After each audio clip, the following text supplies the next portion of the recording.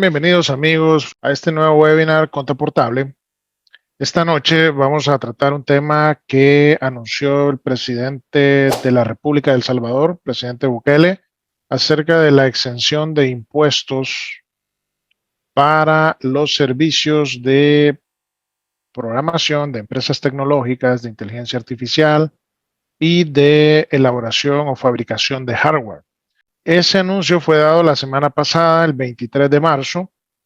Se supone que está por presentarse una propuesta de en qué va a consistir, ya con los detalles en la Asamblea Legislativa, para que sea aprobada a fin de atraer este tipo de inversión al país.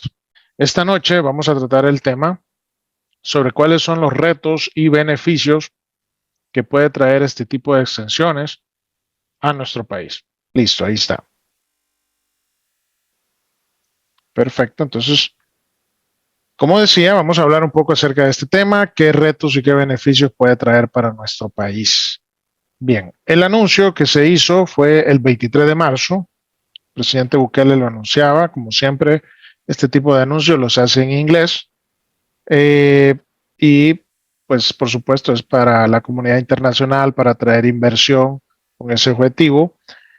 La propuesta que va a ser enviada al Congreso, de la cual todavía no tenemos ninguna copia ni tengamos mayor conocimiento más que ese tweet que fue dado la semana pasada y por el que podemos intuir pues que es una ley bastante parecida a la ley de zonas francas, a la ley de servicios internacionales y otras que han sido previamente aprobadas en el país, pero que va orientada a las empresas de innovaciones tecnológicas. Él pone aquí empresas de programación de software, codificación, aplicaciones y desarrollo de la IA, que es algo que está en boga actualmente, y también fabricación de hardware de computación y comunicaciones.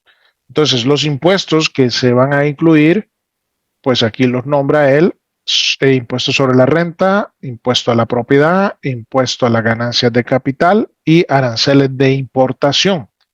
Es bastante parecido a la ley de servicios internacionales.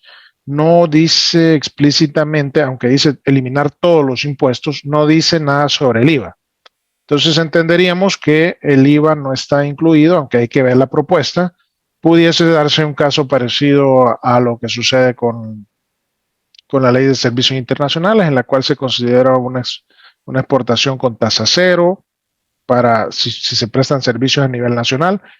Y los servicios que se prestan a nivel internacional, pues que se prestan afuera del país, que son contratados por empresas fuera del país, pero que son dados por zonas francas o call centers en nuestro país.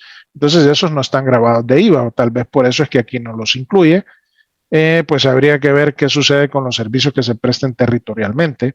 Sin embargo, pues entenderíamos que también estarían exentos de ese pago de impuestos. Bien, de cualquier forma, este es el anuncio que fue dado la semana pasada.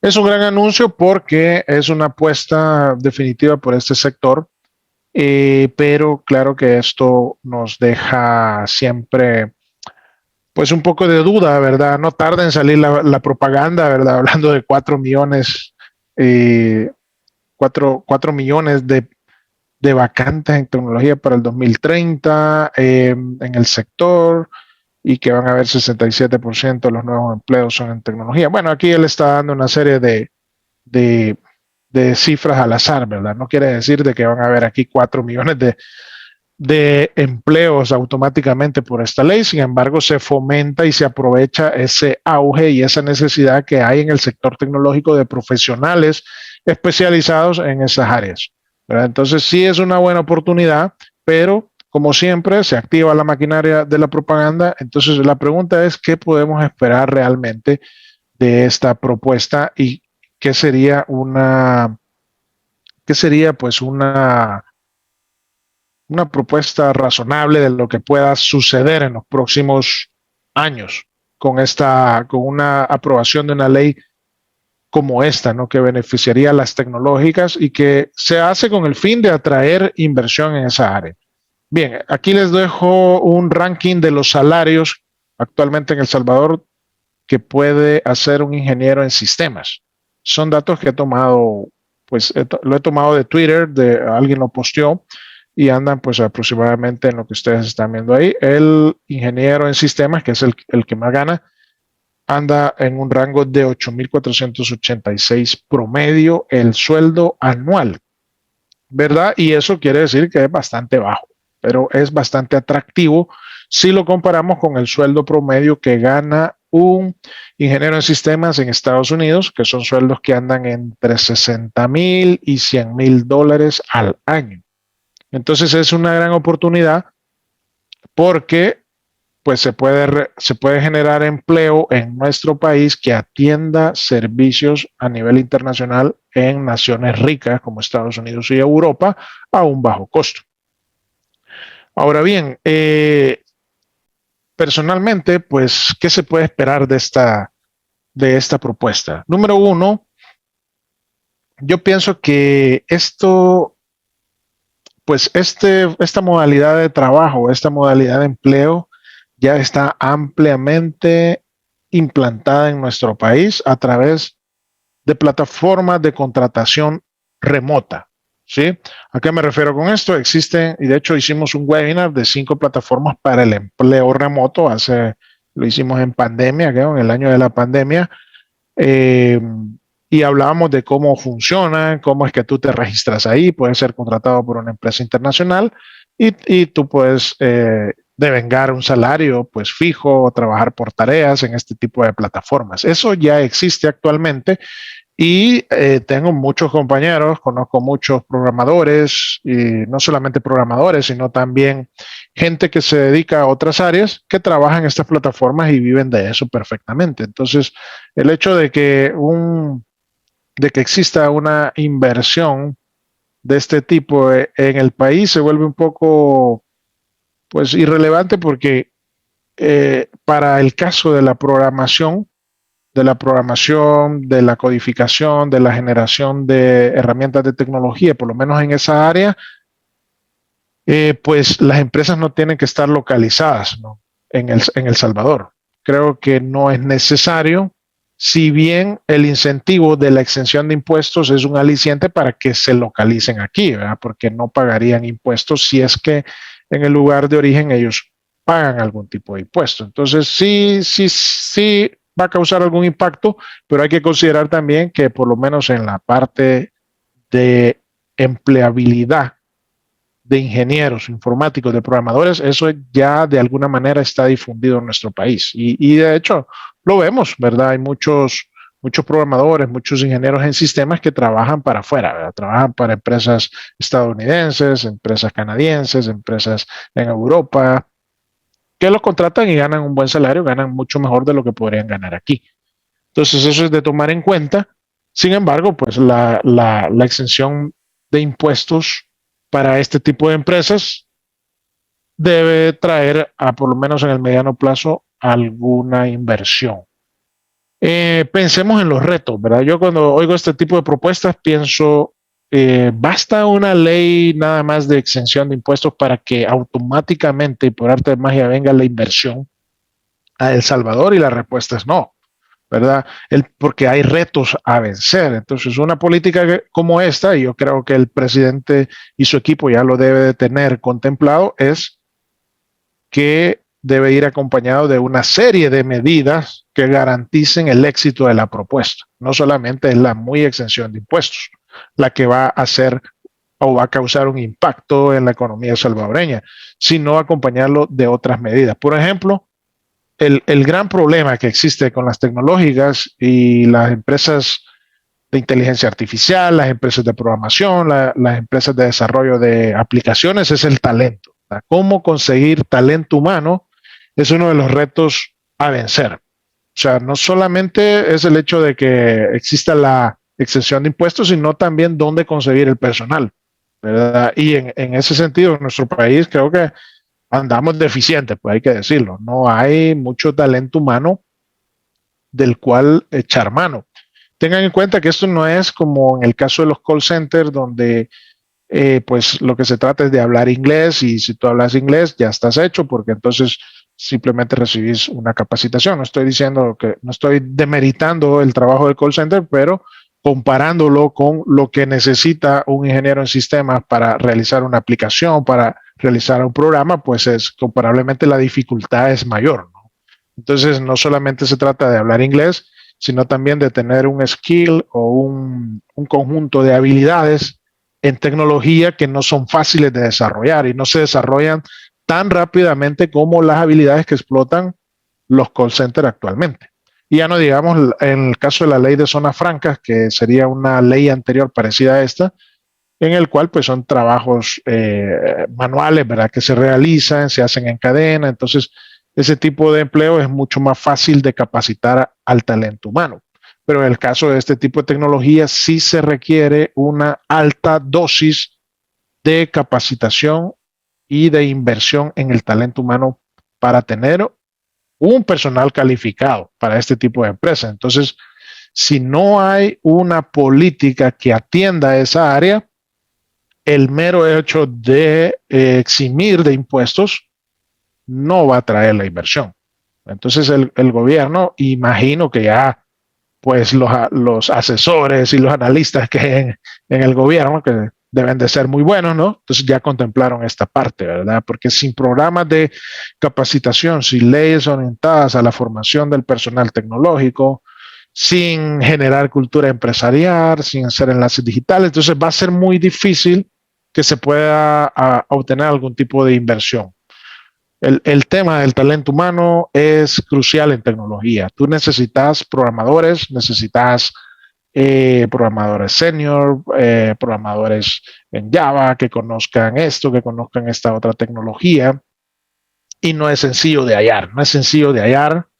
De hecho, sé de buena mano, pues que muchas empresas aquí en nuestro país contratan personal fuera, porque aquí no hay localmente personal de calidad. Entonces, se contrata gente en Sudamérica, gente en México para atender la demanda, ¿no? Y suplir la necesidad de colaboradores en esas áreas. Entonces, si ni siquiera ahorita tenemos el personal necesario, si una medida como esta de exención, de eximir de impuestos a las tecnológicas, debe ir acompañada de un componente muy fuerte de capacitación, ¿verdad? Y eso implica no necesariamente que el gobierno lo haga, ¿verdad? El gobierno es malo haciendo cosas, ¿verdad? El gobierno lo que debe de hacer es aprobar y poner las reglas claras del juego para que la inversión privada actúe ahí donde él es ineficiente. Por ejemplo, en el caso de capacitación, estamos hablando de universidades, ¿verdad? Tener los incentivos correctos para que las universidades inviertan en la capacitación de personal tecnológico sería lo correcto, ¿verdad? Y eso tengan en cuenta que ustedes que un ingeniero se forma en 5 años según los planes de estudio de nuestro país, cosa que debería de ser reducido. Yo pienso que sí se puede reducir a 4 años, ¿verdad? Hay mucho en los planes educativos de educación superior en nuestro país, hay mucha materia, pues sí, son necesarias, ¿verdad? Pero todo conocimiento es necesario, pero si lo que necesitamos es producir un ingeniero y producirlo rápido, entonces se debe de cambiar y de agilizar los planes de estudio, ¿verdad? Y actualizarlos, ¿verdad? De alguna manera crear los incentivos necesarios para que las universidades mantengan actualizados sus planes de estudio, ¿verdad? Porque eso es un reto también a vencer, la calidad educativa. Entonces, todo ese panorama de exención de impuestos no basta por sí solo. Necesitamos que también el gobierno atienda esta área. La otra parte que creo que también es difícil de cubrir es la parte de la conectividad. La parte de la conectividad es en nuestro país, lastimosamente, es lamentable, ¿verdad? Usted sale 10 kilómetros a la redonda de la ciudad de San Salvador y ya no hay conectividad buena. Sí hay mucha conectividad a nivel móvil, telefónico, ¿verdad? Telefónico, pues sí hay conectividad, hay 4G, entonces te puedes comunicar, puedes enlazarte con teléfono, puedes tener datos en tu teléfono, pero ya para un tema de trabajo, pues sí se necesita banda ancha a lo largo y ancho de todo el país. Entonces, en ese sentido, creo que los incentivos que se hagan para que la empresa privada y la iniciativa privada invierta en banda ancha, deben de buscarse del gobierno. ¿Cuáles deben de ser esos incentivos? Pues puede ir por incentivos fiscales, puede ir por inversión en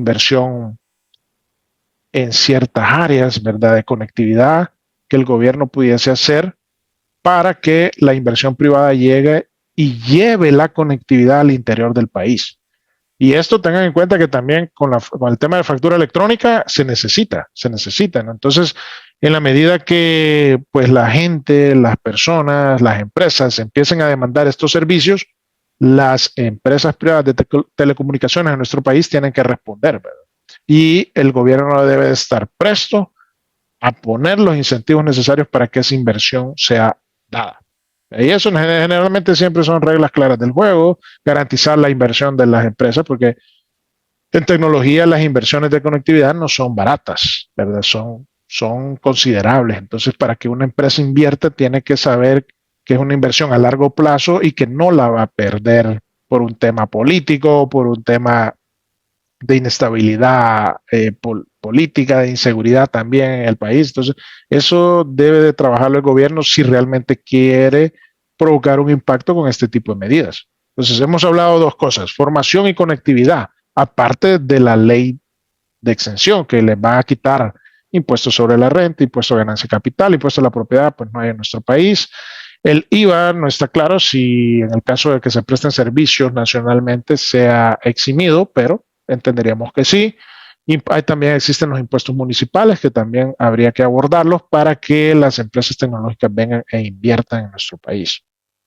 Bien, ok, entonces, ¿cuál es una de las oportunidades que creo que puede haber en el tema de generación de empleos y el tema de, de empresarialidad, ¿verdad? De generar emprendedores, es con el caso de la diáspora. Pues hay una generación, y esto hay que aprovecharlo muy bien, porque hay una generación en Estados Unidos de hijos de migrantes salvadoreños, nacidos allá o que se han ido muy jóvenes, que sí han logrado escolaridad en Estados Unidos y que sí han logrado estudiar allá, y esos podrían ser futuros emprendedores que vengan a aprovechar este tipo de leyes en nuestro país, a generar empleo en nuestro país y a generar con visión empresarial algún tipo de empresas tecnológicas, ¿no? Que aprovechen estas leyes. Entonces ahí el gobierno debe de generar las oportunidades para conceder ciudadanía, ¿verdad? Cuando uno, para concederles sí, la ciudadanía, en caso que no la tengan, en caso que sean nacidos de padres salvadoreños en Estados Unidos, pues facilitarles las cosas. Creo que eso se está dando y se va a dar más en el futuro, entonces no entiendo mucho de leyes migratorias, pero pues es algo que debería de facilitársele, ¿no? A esta generación. Ahí hay una oportunidad porque es una generación en Estados Unidos que sí ha logrado estudiar a base de mucho esfuerzo de sus padres, que emigraron del interior del país, que emigraron de los conflictos de la guerra, que emigraron de las amenazas de pandillas que recibían y que han logrado en Estados Unidos estudiar, ¿verdad? No en todos los casos, pero sí hay un muy buen sector que podría aprovechar este tipo de leyes que se están dando en nuestro país. Entonces ahí hay una oportunidad y creo que deberíamos de verla. En el caso de los beneficios que puede traer esto, segunda parte de este webinar. Bien, tenemos pues para ver los beneficios quizás valdría la pena, pienso yo, estudiar lo que ha sucedido con otras leyes similares en el pasado. Me gustaría que fueran dando algunas ideas ustedes al respecto de lo que hemos hablado. Si ustedes tienen alguna idea de cómo, pues cuáles pudieran ser el impacto que podemos tener y cuáles pueden ser los retos a vencer para que esto funcione, esta ley de exención de impuestos a las tecnológicas pueda funcionar. Me lo dejen en los comentarios. Déjenme en los comentarios y luego yo retomo de ahí ideas. Bien, pero hablando de los beneficios, ¿cuáles pueden ser? Bueno, estudiemos leyes en el pasado que hemos tenido en el país y cuáles han sido los resultados. Por ejemplo, la ley de zonas francas es una ley, pues es una ley de que data de los 90, ¿sí? Tal vez me equivoque, alguien que me dé el dato correcto, y creo que desde antes ya se establecían ya existía una especie de ley de zonas francas.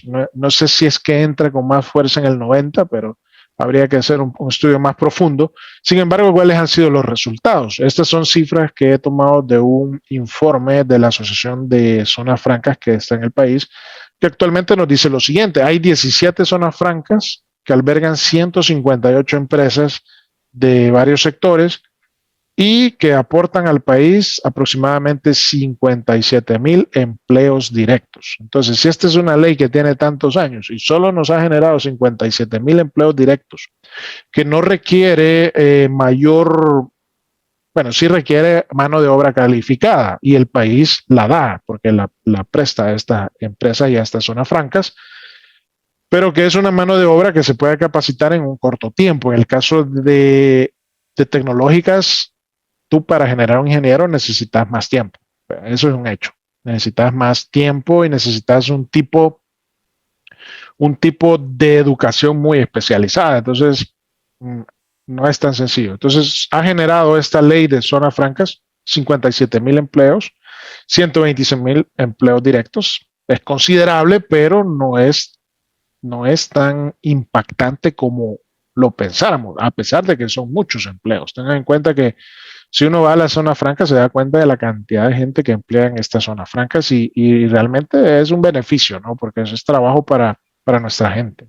Bien, eso por el lado de las zonas francas. Hablando de la ley de servicios internacionales, que tiene una serie de beneficios arancelarios. Yo creo que esta ley que se pudiera dar, de la cual no tenemos conocimiento actualmente, porque imagino yo que el día de mañana, jueves, tal vez sea presentada en plenaria, o sea presentada para estudio, o se forme una comisión para estudiar esa ley, pues no tenemos conocimiento todavía, pero sería muy parecida a la ley de servicios internacionales que ya tenemos.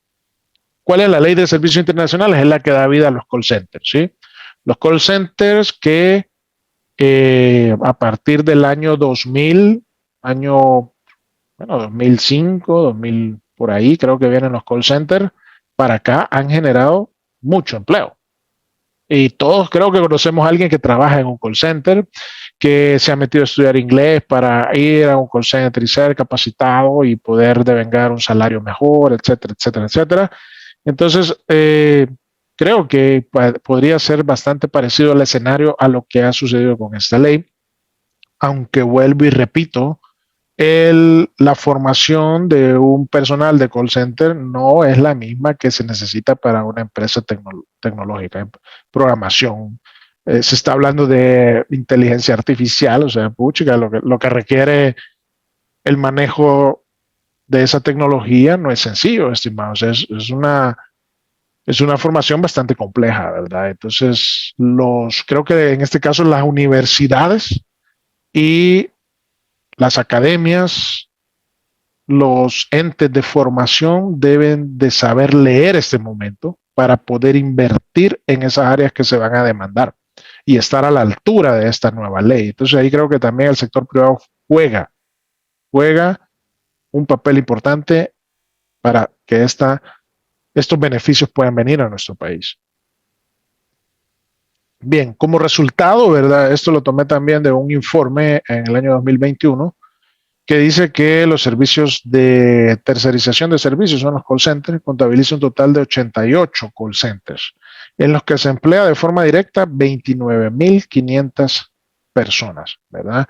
29,500 personas. Se supone que el empleo formal en el país anda en el orden de 600,000 a 700,000. Estos son empleos formales, es decir, registrados en el Seguro Social, es decir, salarios por los cuales se pagan prestaciones y por lo tanto se reconocen como empleos formales.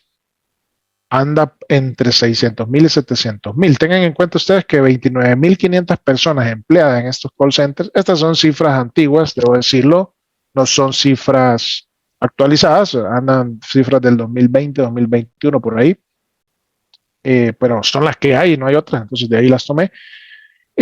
No es representativo, ¿verdad? Son 29,500, es bastante bajo, no es ni un 10%, tengan en cuenta. Y estábamos hablando que la zona franca genera unos 57,000, tampoco es un 10%, entonces los impactos de estas leyes no han sido los deseados o sí han generado aportes, sí han traído beneficios, pero no han sido de alto impacto, ¿verdad? Porque, bueno, por varias razones, ¿verdad? Sobre todo en el caso de la ley de servicios internacionales, la contratación del talento es crítica, ¿verdad? Y he oído a muchos gerentes y administradores de estos call centers que lo difícil es conseguir gente, ¿verdad? No se encuentra la gente necesaria. Y si hablamos de tecnología, eso va a ser más difícil todavía. Cuéntenme ustedes que trabajan en call centers, que a lo mejor han tenido una experiencia de trabajo por ahí, cuéntenme cómo es cómo es eso, o sea, cómo es el ambiente ahí, cuáles son los salarios promedios. Eh, Muchos se quejan, ¿verdad? Y ahí reciben malos tratos, no sé, no me consta. Sé que hay algunos lugares de estos donde los empleados tienen muchos beneficios, ¿verdad? Yo una vez que nos pidieron un sistema para una de estas instituciones, por ejemplo, donde nos decían que la gente ahí llegaba a trabajar cuando quería. Si querían llegar 2 horas a trabajar, trabajaba 2 horas. Si el siguiente día quería llegar a las 12 del mediodía a trabajar, llegaba a las 12 y trabajaba hasta las 12 de la noche. Entonces, una cosa rara así, ¿no? Entonces, bueno, eso es un gran beneficio, pienso yo, siempre y cuando los pagos y los honorarios sean adecuados. Bien, entonces ya para finalizar, hablemos del caso de India. Fíjense que India ha sido un caso de éxito en tecnología al punto que ellos tienen actualmente alrededor de 1,5 millones de programadores eh, en India. Y esto se ha logrado a raíz de una serie de factores, por supuesto. El gobierno de India ha impulsado algunos programas muy exitosos para generar las habilidades necesarias en su gente. Y eso creo que ha sido parte del éxito, ¿verdad? Porque no solamente es una exención de impuestos como tal, sino va acompañada de otros programas que facilitan y que desarrollan a la gente para poder responder a las necesidades de las empresas tecnológicas. Me quedo ahí y dejen like, comenten. Si necesitan algún producto, algún servicio de los que nosotros damos, apoyen el canal y ayúdennos. Estamos a punto ya del tema con la factura electrónica de lanzarlo, así que creo que después de vacaciones ya les vamos a tener noticias con respecto a ello. Nos vemos, dejen like, compartan. Hasta el próximo miércoles 12.